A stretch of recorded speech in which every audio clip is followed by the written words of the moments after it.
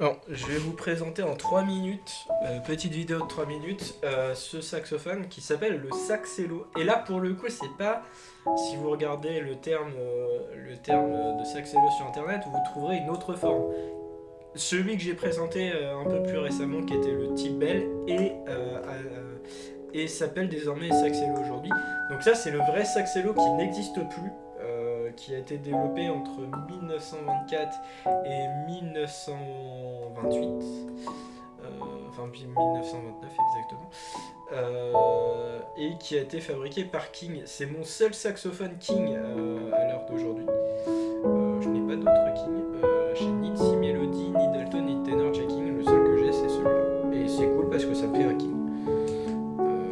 Donc on le reconnaît particulièrement à sa forme courbée ici et son pavillon allant à 90 degrés, on va dire à peu près, qui fait un angle droit. Voilà, la petite courbure, ce qui fait que ça donne ça à peu près quand on joue. Voilà.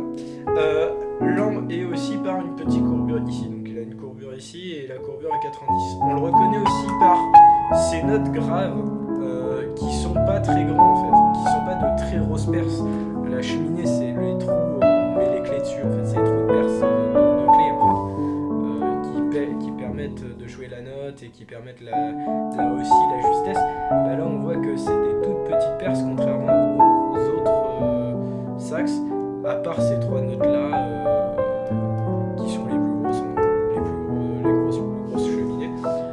On voit aussi un sol dièse qui est sur le côté ici et non dans l'axe